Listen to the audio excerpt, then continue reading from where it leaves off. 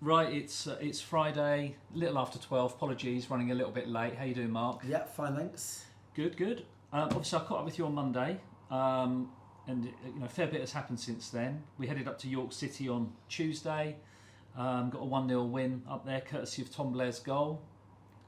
Can I just get your thoughts on that one? Yeah, obviously really delighted with that one. I thought if there's one good trait to have, it's playing under pressure. We've done that a few times this season. We've had an inconsistent season. I think more so down to personnel and misfortune than anything else. Been a few times this year we've had to play under pressure. I don't think it gets bigger pressure really than having gotten beaten on Saturday in a carbon copy way of the week before. Kind of against a run of play, poor defending, and then going in the relegation zone for the first time since we came into this division, which we were really proud of not being in there because most teams that come up are, let's face it. And yeah, then we had to go to York City, one of the better resourced clubs in the league, with one of the best managers in the league and an enthusiastic new owner that's putting his money where his mouth is, and I think that's great to see in football. You need that. Away from home, ex-football league club, all the legacy, lovely stadium, 4,000 home fans, 100 away fans, and I didn't think the result was ever in doubt, to be quite honest. I thought we showed the ability to play under a lot of pressure. We've done that before. The boys stepped up to it, not away from it, and they rewarded the fans that made that journey on a Tuesday night off the back of Saturday in particular. They gave them a great evening, and I was delighted with all the players and delighted with the fans for sticking with us.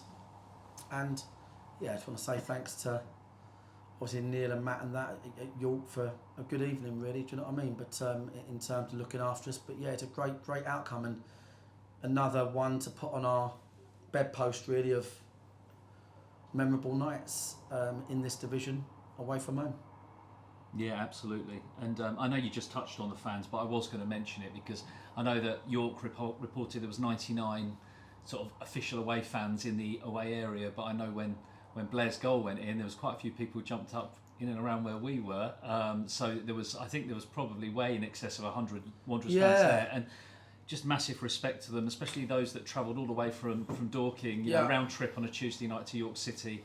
Off the back at losing last Saturday, it shows you just how committed these people are to the club, and that the support is absolutely fantastic. Yeah, our support in the main is fantastic, and obviously there's a couple of dickheads out there, but that don't understand the history of the club, where we've come from, don't understand the level of football, what we're competing against week in, week out. It's a part-time team, but we don't really care for them, that we don't need them. Do you know what I mean? We've got amazing, loyal people that are behind the club. Supporting the club is all about the win-lose draw aspect, and getting behind the mistakes and getting behind the good decisions as well. And if for good or bad, that's what supporting a football club is all about. So yeah, they got just reward, them fans, and I appreciate all their loyalty and support to me, overwhelming support to me that I get. It's incredible. And of course, then bolting onto that, all the local people that tend to come out. Yeah. It'll be the same at Kidderminster. I'm sure there'll be people local to Kidderminster that follow their club through a bunch of amateurs and Dorking Uncovered and what we do that will take the opportunity to come down. We saw it at York, and it's again, all that support's massively appreciated. And yeah, that's it. It was a good night, mate. That's what we do it for, them good nights. And to us, getting an away win at York City is a big deal. We're a tiny club. Yeah, absolutely. And it's easy to forget that obviously the players have to travel as well, so they would have got home 3-4 a.m. Yeah, 4:30 in the morning. Some of them were then getting up for work on Wednesday. You did have a session with them yesterday down at Meadowbank. How is the squad looking going into tomorrow? Yeah, really good. Obviously, just means we've not really done anything this week. We couldn't really do anything yesterday. They're more of a recovery session. So when we play an evening game, it means we won't really train that week. That's the disadvantage you have being a part-time team, but that's our choice. At the moment, that's where we are as a club in order to compete. But yeah, so the boys are looking good though. we're starting to get a squad back to choose from, and yeah, we'll see Alfie Rutherford back tomorrow, which is great. Sooner than expected. He trained brilliantly, actually. Obviously, a few boys that didn't feature on Tuesday that done full sessions. Barry Fuller, Alfie Rutherford, to name a few. Yeah, looking good, mate. Obviously, camp's in good spirits, and looking to build on Tuesday, obviously. Yeah, and on that note, we're obviously on the road again tomorrow. Yeah. Another new ground, Kidderminster. It's not one we've visited before. Obviously looking forward to it. Yeah. Never been there.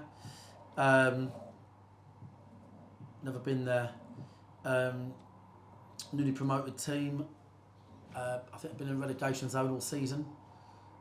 Phil Brown's in there, ex-Premier League manager.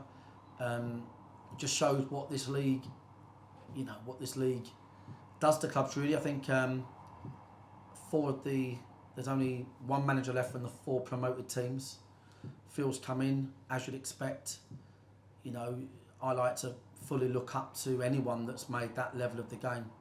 Premier League, I mean, you have to tip your hat to anybody that's ever achieved that, and it doesn't surprise me. I think 4 straight league wins, pretty much near the top of the form guide. We'll aim to give absolutely zero shits about that, and go there and do what we're good at doing, which is, you know, finding a way to turn teams over. We know we've got a lot of work to do to find consistency. It's obviously helped by getting the same players on the field, but I think we can expect a really big test. Phil's come in with pretty much the same bunch of players, got 4 straight wins in a tough old league, and they've got a great support base behind them up there as well.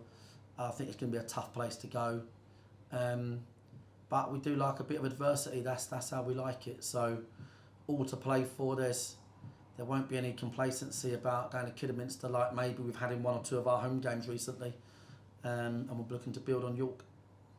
Okay, and on the subject of tomorrow, there is a supports coach, as you can imagine. 10 left, you told me, yeah? Yeah, it's actually 8 now. I had a quick look before we came online. There's only 8 seats left. It's only £25 for a return ticket. Leaving at 9:30 from Dorking High Street, opposite the White Horse. Cool. And just visit dwfc.co.uk, click on away travel, and get your seat before they sell out. They won't last for long. There you go. That's 8 more left. Yes, 8 left. Just finally, Mark, I mean, obviously there's a lot of football still to play this season. The Chesterfield game. Chesterfield, just want to remind people that it's been selected for TV, 2nd of March at Meadowbank, Saturday 2nd of March. It's now 12:30 kick-off. Now, tickets are flying out for this game, home and away. So my understanding is, sorry to butt in, but is that both home and away are going to sell out. Mm-hmm. So unlike other games where home fans tend to think it'll be okay to get in, and they're right most of the time. It's all ticket. It's all ticket. Need to get a ticket. Get it soon. TV game. Chesterfield could win the league, I believe, if things manifest that way. We're looking forward to them coming down as well. So yeah, get a ticket for that. But let's get tomorrow sorted. Yeah, get yourself to Kidderminster first. Get to Kidderminster. Let's all go down there and get behind the boys. Yeah. All right, mate. Thanks for your time as ever. Good luck tomorrow, and we'll catch up next week. See you in a bit. Cheers, mate.